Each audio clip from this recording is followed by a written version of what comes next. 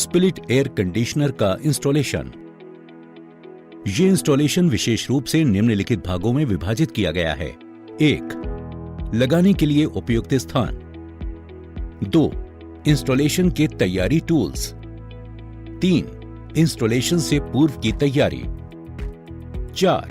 Indoor unit की installation. 5. Outdoor unit की installation. 6. Vacuum. 7. Leakage का पता लगाना। 8. चेक करना। इंस्टॉलेशन का सही स्थान। स्प्लिट एयर कंडीशनर के इंस्टॉलेशन से पहले सही स्थान का चुनाव करना चाहिए। यहां इंस्टॉलेशन की कुछ गलत स्थितियां दी गई हैं। इंस्टॉलेशन वाले स्थान के पास किसी हीट सोर्स या स्टीम सोर्स का होना। इंस्टॉलेशन के पास एयर सर्कुलेशन को ब्लॉक करने वाले अवरोध। इंस्टॉलेशन के पास धुएं व पानी के निकास का होना। जलने वाले सामान जैसे पर्दे, कपड़े आदि का पास होना। टेलीविजन, स्टीरियो व दूसरे घरेलू इलेक्ट्रॉनिक सामान का 40 इंच की दूरी में होना। वेंटिलेशन खराब है और आसपास अवरोध हैं जिनसे हवा का बहाव प्रभावित हो सकता है। ऐसी स्थितियां हैं जहां ज्वलनशील पदार्थ या संक्षारक गैस लीक हो सकती है। ये सलाह दी जाती है कि समुद्री किनारों पर जहां जंग लगने की संभावना सबसे अधिक होती है वहां एंटी कोरोजन एयर कंडीशनर लगाएं। जिन स्थानों पर बहुत अधिक बरसात या बर्फबारी होती है वहां आउटडोर यूनिट पर शेल्टर लगाया जाना चाहिए। इसी प्रकार हवा के बहुत अधिक बहाव वाले इलाकों में आउटडोर यूनिट के सामने हवा को रोकने के लिए बैरियर लगाया जाना चाहिए। अच्छे वेंटिलेशन का चुनाव करें, लेकिन बरसात और सीधे सूरज की रोशनी से भी बचाव जरूरी है। जब आउटडोर यूनिट को गली में इंस्टॉल किया जाए तो ध्यान रहे कि इससे निकलने वाली गर्म हवा से पैदल चलने वालों को बचाया जा सके। इंस्टॉलेशन टूल्स की तैयारी। इंस्टॉलेशन के दौरान अधिकतर इस्तेमाल आने वाले installation tools: pressure gauge, vacuum pump, electric drill, leak detector, clamp meter, multimeter. Installation से पूर्व की तैयारी। Pipe cutting. जरूरत की लंबाई के अनुसार कॉपर पाइप को काट लें। पाइप कटर को धीरे धीरे घुमाएं और प्रेशर धीरे धीरे बढ़ाएं। ध्यान रहे पाइप कहीं से पिचकले ना पाए। कटे सिरे एक समान होने चाहिए। कॉपर पाइप के बर को स्क्रैपर से निकालें। बाहरी चीजों को अंदर जाने से रोकने के लिए कॉपर पाइप के सिरे को पीवीसी टेप से बंद करें। इंसुलेटिंग पाइप को चढ़ाएं। नट लगाएं। पाइप का फैलाव। पाइप एक्सपेंडर की मदद से कॉपर पाइप के लिए पाइप सॉकेट बनाएं। टेबल में दिखाए गए डायमेंशन के अनुसार कॉपर पाइप को अच्छी तरह थामें। फ्लेयरिंग टूल्स को फिक्स करें। हैंडल को क्लॉकवाइज घुमाएं और जब खड़खड़ की आवाज आने लगे तो रोक दें। पाइप सॉकेट एक समान लंबे और क्रैक रहित होने चाहिए। वायर स्ट्रिपिंग या वायर अलग करना। बताई गई करंट वैल्यू के अनुसार लगाए जाने वाले वायर का चुनाव करें। 2 कॉमन विवरण फिगर में दिखाए गए हैं। कनेक्टिंग वायर को अलग करने के लिए कनेक्टिंग वायर्स के दोनों सिरों पर से चढ़ी रबर को हटाएं। वायर के छोर को अलग करने के लिए वायर स्ट्रिपर का प्रयोग करें। यू टाइप प्लग को क्लैंप करने के लिए वायर क्लिपर का प्रयोग करें और एल वायर को बाकी वायर से अलग रखने का ध्यान रखें। इंडोर यूनिट का इंस्टॉलेशन। एयर कंडीशनर का मॉडल चेक करें। खरीदे गए एयर कंडीशनर की बाहरी यूनिट और इंडोर यूनिट का आपस में मिलान सुनिश्चित करें। अब बॉक्स को खोलें, इंडोर यूनिट को बाहर निकालें और जांच करें कि इस पर कहीं कोई रगड़, पिचकाव और कोई दूसरी खराबी तो पैनल में नहीं है। इंस्टॉलेशन के लिए कीबोर्ड को बाहर निकालें, एक्सेसरीज को बाहर निकालें, चेक करें कि ये एक्सेसरीज पूरी हैं या नहीं। इंडोर यूनिट की इंस्टॉलेशन के लिए जगह का चुनाव। इंडोर यूनिट का बायां और दायां सिरा दीवार से 5 इंच से अधिक की दूरी पर होना चाहिए। ऊपरी सिरा छत से 6 इंच से अधिक दूर होना चाहिए और निचला सिरा जमीन से 90 इंच से अधिक दूर होना चाहिए। सुनिश्चित करें कि इंडोर यूनिट इंस्टॉलेशन मैनुअल के अनुसार लगा हो। एग्जिट पाइप की दिशा के अनुसार दीवार में छेद और स्क्रू की स्थिति को सुनिश्चित करें। वॉल बोर्ड ड्रेन पाइप की दिशा में उपयुक्त रूप से झुका हुआ होना चाहिए। माउंटिंग प्लेट पर दिए हुए स्क्रू के छेद के अनुसार निशान लगाएं। इसी तरह से दूसरे और स्क्रू के लिए भी। और इंस्टॉलेशन पोजीशन तय हो जाने के बाद इसे फिट कर दें। यदि सीमेंट की दीवार हो तो पहले प्लास्टिक की गिट्टी लगाएं और तब टैंपिंग स्क्रू से इंस्टॉलेशन प्लेट को फिट करें। एग्जिट पाइप की दिशा के अनुसार दीवार के छेद की स्थिति तय करें और साथ ही आउटडोर यूनिट की संभावित इंस्टॉलेशन पोजीशन तय करें। तारों और दूसरे बाहरी सामान का ध्यान रखें। इस बात का ध्यान रखें कि अंदर की ओर का छेद बाहर की ओर के छेद से लगभग आधा इंच बड़ा हो। सॉकेट को दीवार पर लगाएं। कनेक्टिंग पाइप का कनेक्शन धीमे और हल्के से इनपुट और आउटपुट पाइपों को सही स्थिति पर एडजस्ट करें। इंसुलेशन पाइप को 4 से 6 इंच तक काट लें, जिससे कॉपर पाइप को जोड़ने में और इसके दबे और मुड़े होने को जांचा जा सके। अब कॉपर पाइप के नट कैप को हटाएं। कोन टॉप पाइप सॉकेट के वर्टिकल होने चाहिए। जब नट बोल्ट के ऊपर चढ़ जाए तो इसे रिंच से टाइट करें। टाइट करने के बाद इसे थोड़ा ढीला करें और फिर टाइट करें। पहले लो प्रेशर पाइप को और बाद में हाई प्रेशर पाइप को कनेक्ट करें। ड्रेन पाइप का कनेक्शन प्रोडक्ट की इस सीरीज में दो तरफ ड्रेनेज फंक्शन दिया गया है और ड्रेन पाइप की स्थिति इंस्टॉलेशन स्थिति के अनुसार तय की जा सकती है। नोट करें कि ड्रेन पाइप को एडजस्ट करने के दौरान बिना प्रयोग किए गए इंटरफेस को रबर प्लग से सील करना चाहिए। सील किए गए ड्रेन पाइप इंटरफेस को एडहेसिव लगाकर कसें ताकि रिसाव ना हो। वाटर पाइप में कूलिंग नहीं होनी चाहिए। लीकेज और रिसाव को रोकने के लिए ड्रेन पाइप पर इंसुलेशन मटेरियल लगाना चाहिए। इंडोर यूनिट में पावर और सिग्नल वायर का कनेक्शन। इंडोर यूनिट पैनल को खोलें। इलेक्ट्रिक कंट्रोल बॉक्स के कवर को फिक्स करने वाले स्क्रू को ढीला करें और कवर हटाएं। सिग्नल वायर और पावर वायर को पीछे से लाएं। वायर डायग्राम के अनुसार वायरों को कनेक्ट करें। खास ध्यान रखें कि कोई भी नंगा वायर न रह जाए और गलत न जुड़ जाए। इस खराबी के कारण एयर कंडीशनर ठीक तरह से काम नहीं करेगा। तारों को अच्छी तरह से मोड़ें ताकि तनाव होने पर ढीला ना पड़ जाए। प्रेस वायर कार्ड की मदद से कनेक्शन वायर को दबाएं और प्रेस वायर कार्ड को फिक्स करें।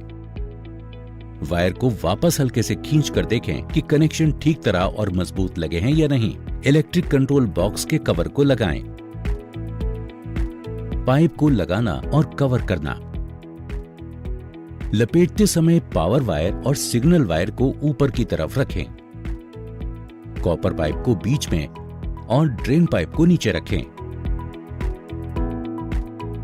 कॉपर पाइप के कनेक्शन को खुला रखें ताकि लीकेज चेक किया जा सके। कॉपर पाइप के सिरों को सील करके रखें ताकि दीवार में डालते समय इसमें धूल इत्यादि ना जा सके। इंडोर यूनिट को टांगना। कॉपर पाइप और कनेक्टिंग वायर को रैप करने के बाद धीरे धीरे दीवार के छेद में डालें ताकि दीवार से रगड़ ना खाए और कहीं से मुड़े नहीं। माउंटिंग प्लेट के हुक पर इंडोर यूनिट को टांगिए। माउंटिंग प्लेट के ग्रुप में इंडोर यूनिट के निचले हिस्से को लगाइए। इंडोर यूनिट को पाइप के साथ इंस्टॉल करना। पहले इनपुट आउटपुट पाइप की लंबाई के अनुसार इंस्टॉलेशन के लिए कार्डबोर्ड पर उसकी पोजीशन को मार्क करें।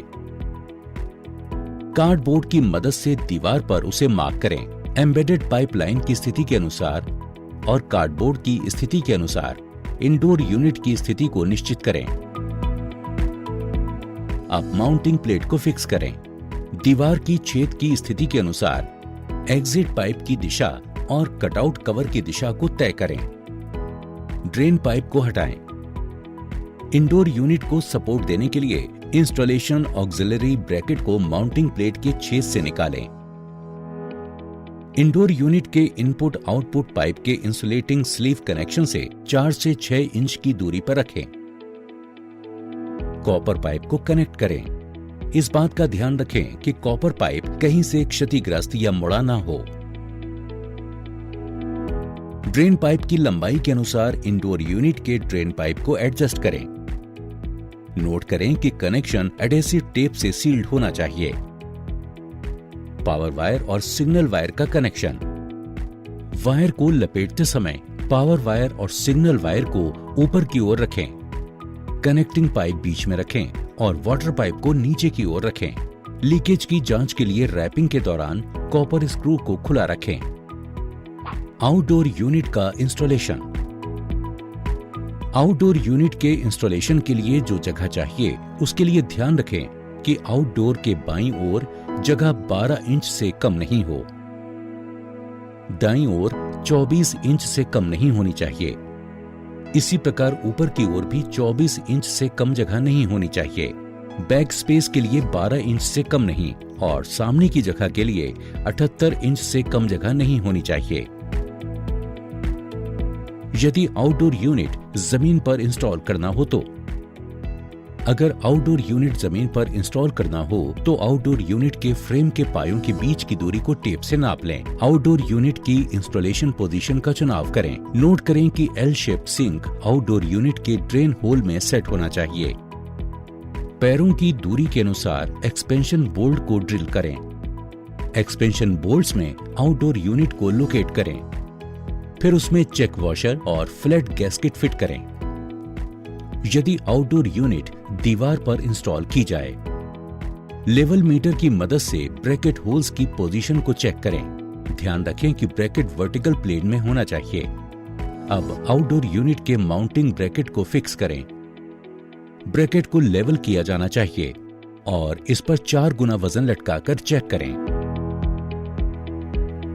आउटडोर यूनिट को माउंटिंग ब्रैकेट पर लेवल करके रखना चाहिए। फाउंडेशन के अंडाकार छेद को ब्रैकेट के छेद से मिलाएं। आउटडोर यूनिट को 4 बोल्ट्स की मदद से ब्रैकेट पर फिक्स करें। बोल्ट को टाइट करें और चेक वॉशर लगाएं यदि जरूरत हो। ऑपरेशन के दौरान आउटडोर यूनिट के वाइब्रेशन को कम करने के लिए रबर गैस्केट लगाई जा सकती है। आउटडोर ड्रेन पाइप का connection. Heat pump air conditioner के लिए ऊपर डोर यूनिट में ड्रेन पाइप लगाना जरूरी है। आउटडोर ड्रेन पाइप को लगाएं। वाटर आउटलेट के एडेप्टर पर गैस्केट रिंग लगाएं। आउटडोर यूनिट के नीचे से चेसिस में लगाने के बाद 90 डिग्री घुमाएं। ड्रेन पाइप को आउटडोर ड्रेन पाइपलाइन में डालकर फिक्स करें। आउटडोर कनेक्टिंग पाइप का कनेक्शन। वाटर आउटलेट के कवर को खोलें। पाइप कैप के स्क्रू को खोलें।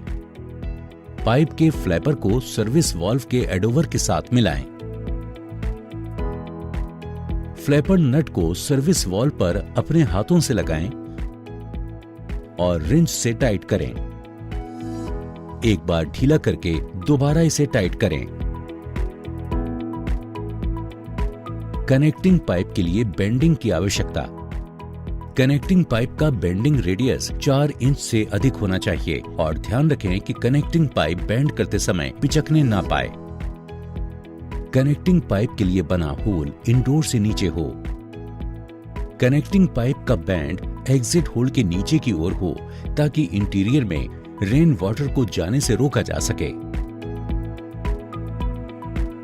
आउटडोर पावर वायर और सिग्नल वायर का कनेक्शन।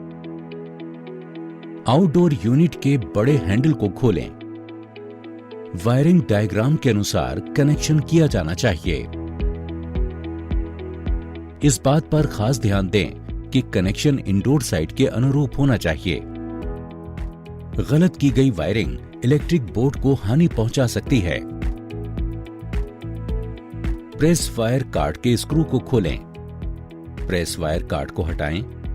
वायर को लपेटते समय उपयुक्त गोलाई बनाए रखें और ये भी ध्यान रखें कि वायर में खिंचाव ना हो। प्रेस वायर कार्ड को लगाएं और स्क्रू को टाइट करें। किए गए कनेक्शन को चेक करने के लिए धीरे से वायर को पीछे खींचें। बड़े हैंडल को रखें।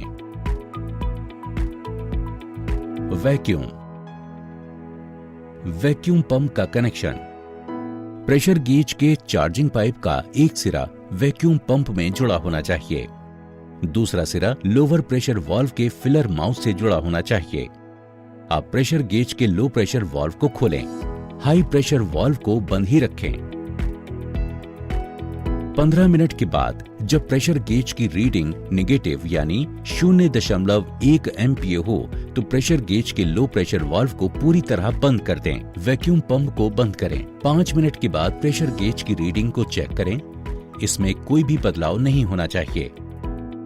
हाई प्रेशर वाल्व और लो प्रेशर वाल्व के कैप को खोलिए और हाई प्रेशर वाल्व के कोर को हेक्सागोनल चाबी की मदद से 1/4 टन खोलें और जैसे ही प्रेशर 0.5 एमपीए हो हाई प्रेशर वाल्व को बंद कर दें। प्रेशर गेज की रीडिंग 0.5 एमपीए होनी चाहिए। प्रेशर को 1 मिनट के लिए रहने दें और चेक करें कि इसमें कोई चेंज नहीं होना चाहिए। अब हाई प्रेशर वाल्व और लो प्रेशर वाल्व के वाल्व कोर को पूरी तरह से खोलें। वाल्व कैप को टाइट करें।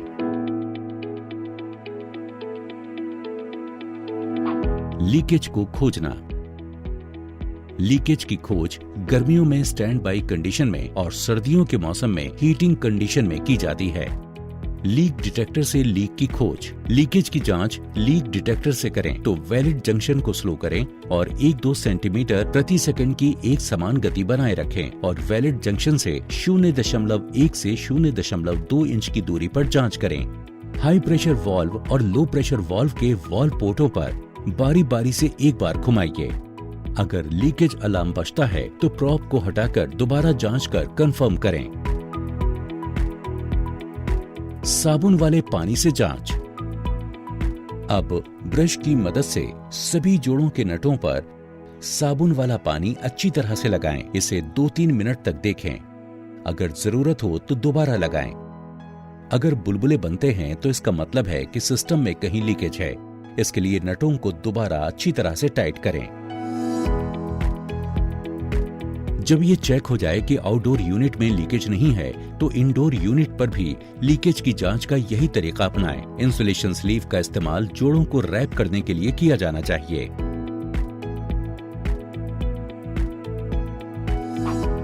Trial operation. पैनल को खोलें, फिल्टर हटाएं और इवेपोरेटर के ऊपरी भाग के जरिए एक निश्चित मात्रा में पानी डालकर चेक करें कि ड्रेनेज सही है या नहीं। जब ये निश्चित हो जाए कि ड्रेन पाइप से पानी का बहाव सही है तो ड्रेन पाइप को बाहरी ड्रेन पाइपलाइन में लगा दें।